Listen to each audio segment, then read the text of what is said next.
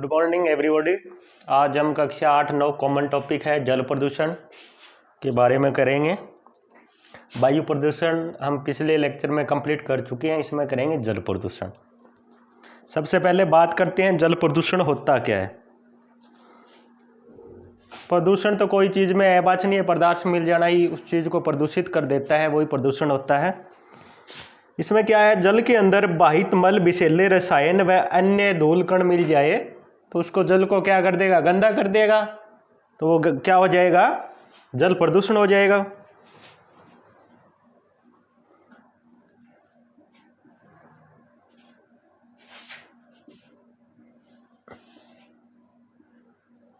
बाहित मल, विषैले रसायन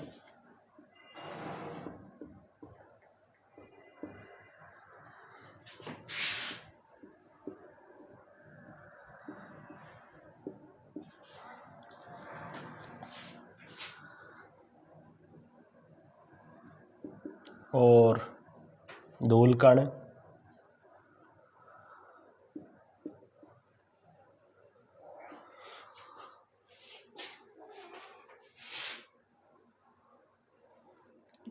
अगर जल के अंदर बाहित मल, विषैले रसायन और धूल कण मिल जाए तो क्या हो जाएगा, जल प्रदूषण हो जाता है। और जल प्रदूषक क्या होता है,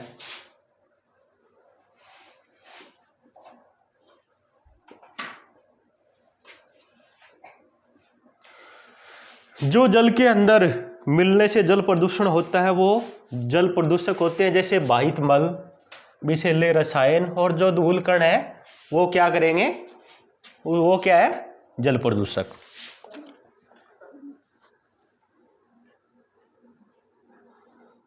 अब इसके कारण करते हैं, किस किस कारण से जल प्रदूषण होता है, फिर इसके उपाय करेंगे। कारण के उल्टे उपाय होते हैं।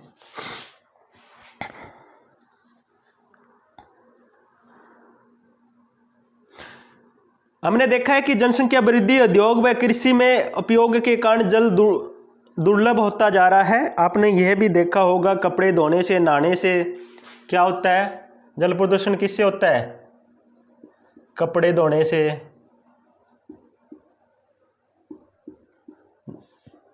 नहाने से,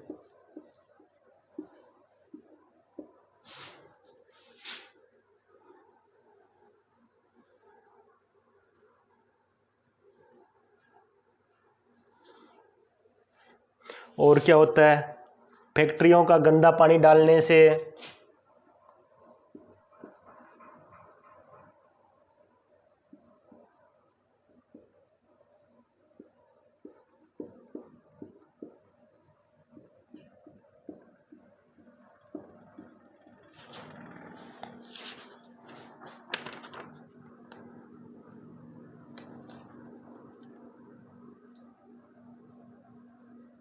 कूड़ा करकट डालने से,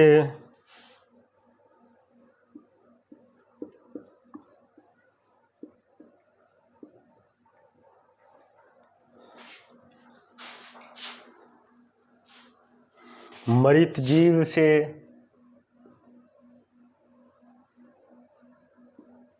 जीवों से,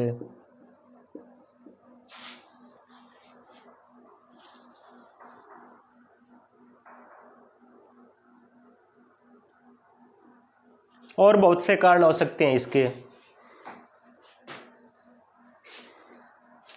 बाहित मल से मल वगैरह डाल देना, विषैले पदार्थ डाल देना, धूल कण मिल जाना, ये कारण हो सकते हैं इनके जल प्रदूषण के।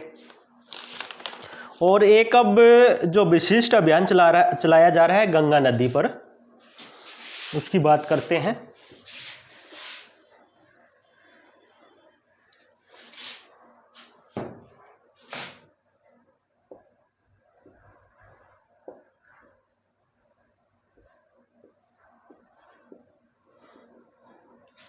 गंगा नदी का जो जल का स्तर है, जो प्रदूषण का स्तर है, बहुत ज़्यादा बढ़ गया है। उसको कंट्रोल करने के लिए सरकार बार बार इस पर जोर दे रही है।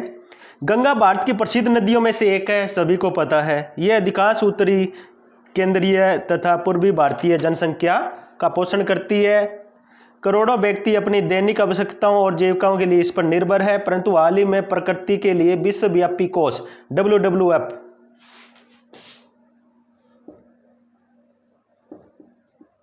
विश्वव्यापी कोष WWF द्वारा किए गए अध्ययन में यह पाया गया, गंगा संसार की 10 ऐसी नदियों में से एक है जिनका अस्तित्व खतरे में है। कि संसार की अगर 10 नदियों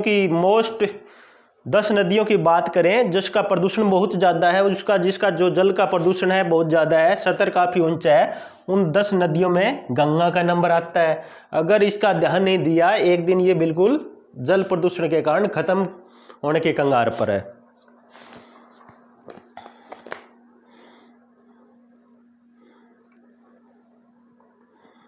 इसका कारण क्या, इसमें लोग मल वगैरह बहा देते हैं, कूड़ा करकट डाल देते हैं, फैक्ट्रियों का पानी डाल देते हैं। और इसको बचाने के लिए 1985 में कौन सी योजना बनाई थी? गंगा कार्य परियोजना।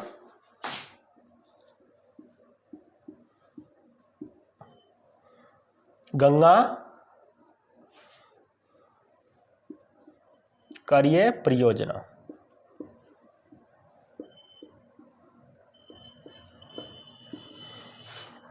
और 2016 में मोदी सरकार द्वारा स्वच्छ गंगा भारत मिशन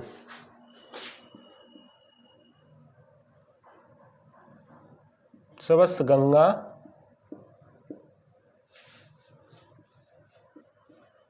भारत मिशन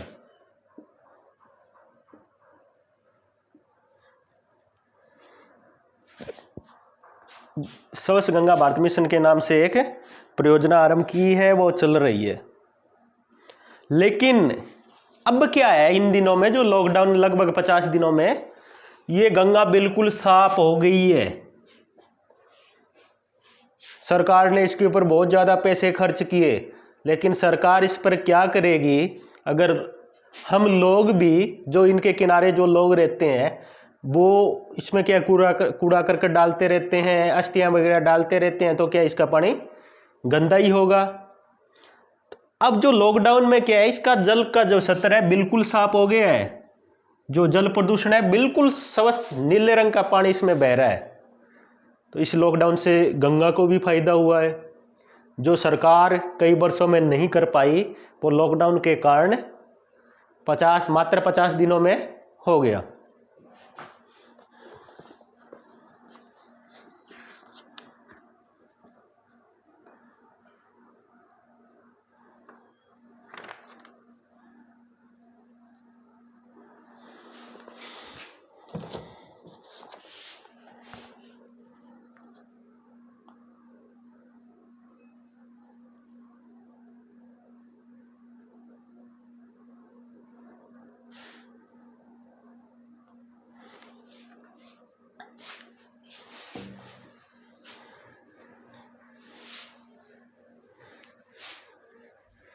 अब बात करते हैं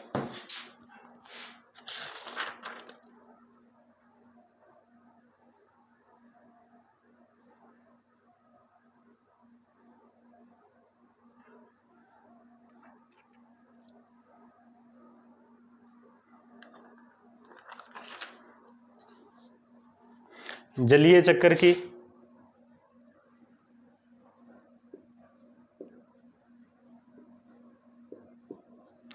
जलीय चक्कर, यह तो हमने पढ़ा है कि जलाशयों का जल के बाष्पीकरण और फिर बरसात होती है, लेकिन हमने समुद्रों और महासागरों को सूखते हुए नहीं देखा।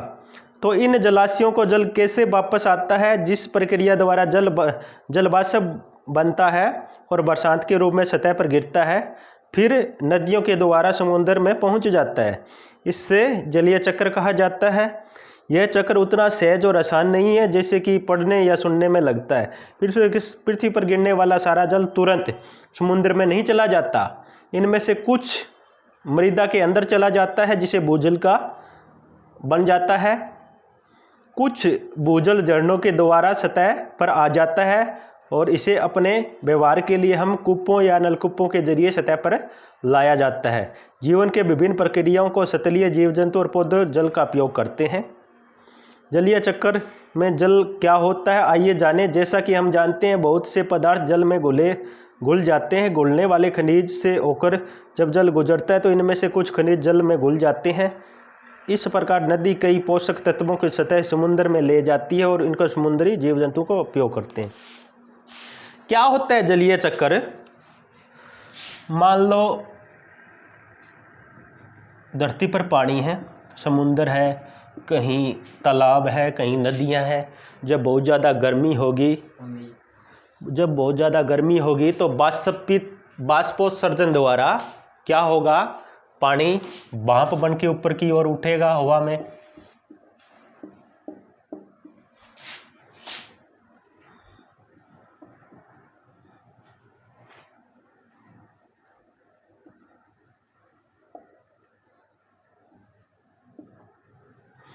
फिर क्या होगा, जब ऊपर जाके जो वाष्प है ठंडी होगी तो वापस बारिश का रूप ले लेगी, बादल बन जाएंगे। बादल से क्या होगी, दोबारा वो पानी धरती पर आ जाएगा।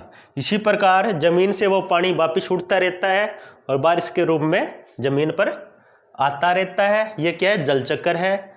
जो वो पानी जो समुद्र में वापस जाने में उसको बहुत टाइम लगता है, नदियों में जाएगा, नदियाँ समुद्र में जाके गिरेगी और उसमें से कुछ पानी क्या है, भौमजल। भौमजल का मतलब है धरती के अंदर जो जल स्तर होता है उसमें चला जाएगा, धरती सोख लेगी, जमीन में चला जाएगा और उसका कुछ भाग हम नलकूपों द्वारा, ट्यूबवेल द्वारा, मोटर द्वारा बाहर निकाल लिया जाता है, वापस धरती पर लाकर उसको उपयोग कर लिया जाता है।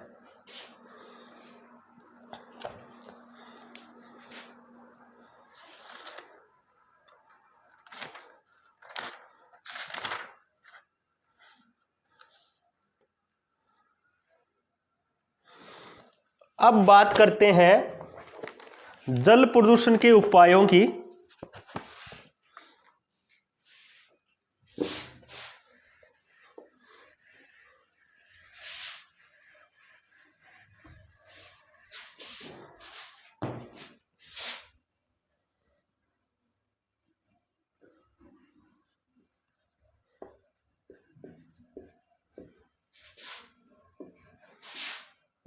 उपायों का मतलब है इससे कैसे रोका जा सकता है, जल प्रदूषण को कैसे बचाया जा सकता है।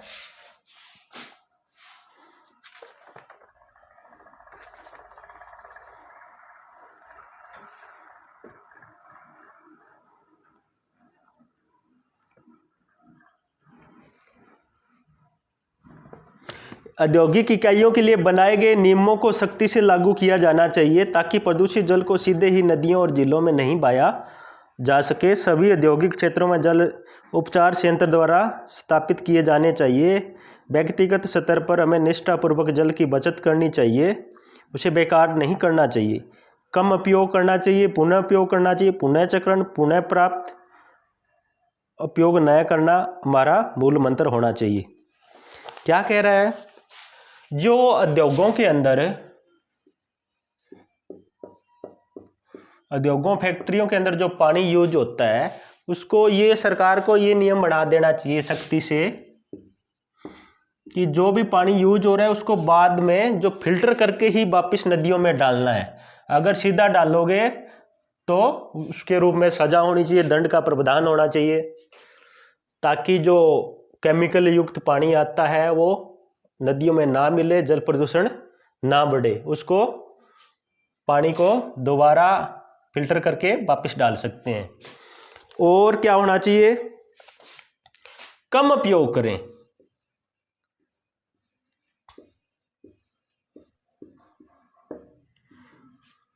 दूसरा क्या है, पुनः उपयोग।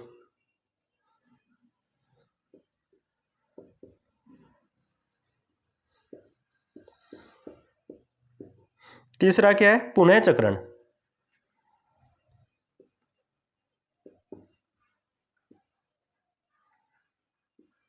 चौथा क्या है, पुनः प्राप्त करना।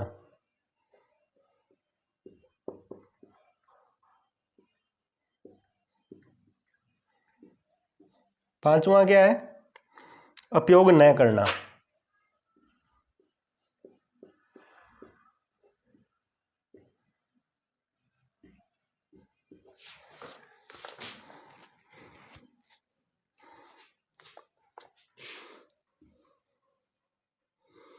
Reduce,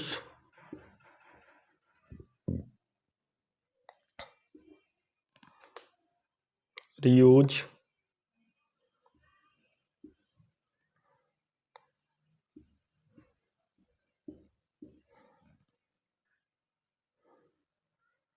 recycle,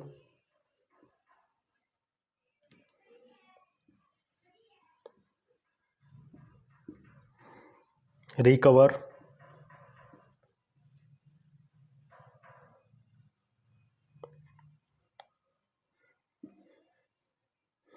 refuse.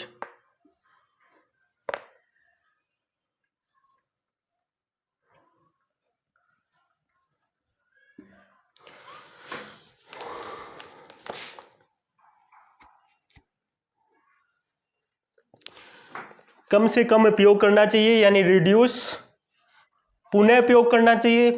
पानी को एक बार यूज करने के बाद रीयूज करना चाहिए। रीयूज कैसे कर सकते हैं? जैसे कपड़ा धोने के बाद जो पानी बचता है या अन्य उपयोग में लिया गया पानी जो बचता है, पौधों में डाल सकते हैं या अन्य कार्यों में उसे यूज कर सकते हैं। पुनः चक्रण, पुनः प्राप्त करना। पुनः चक्रण का मतलब है उसको फिल्टर, जो गंदा पानी हो गया उसको फिल्टर करना है और पुनः प्राप्त करना है पानी, फिर वापस उसको यूज करना है। उपयोग न करने का मतलब ये नहीं है कि आपको बिल्कुल ही उपयोग नहीं करना है। आपको जहां जरूरत हो, जितनी जरूरत हो उतना ही पानी को उपयोग करना है।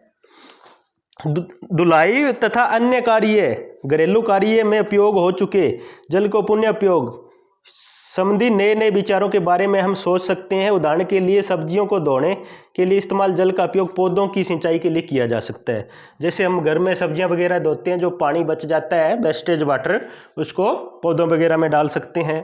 प्रदूषण अब कोई दूरस्थ घटना नहीं रह गई है, ये हमारे दैनिक जीवन को प्रभावित कर रहा है। जब तक हम सभी अपने दायित्व की अनुभूति नहीं करते, पर्यावरण हितैषी प्रक्रमों का उपयोग आरंभ नहीं करते, हमारी पृथ्वी की उत्तरजीविता संकट में है। बस यही करने हैं, हमें ज़्यादा से ज़्यादा जल को बचाना है और प्रदूषित होने से बचाना है। बस आज के लिए इतना ही, बाकी करेंगे हम नेक्स्ट लेक्चर में। धन्यवाद, शुभ दिन।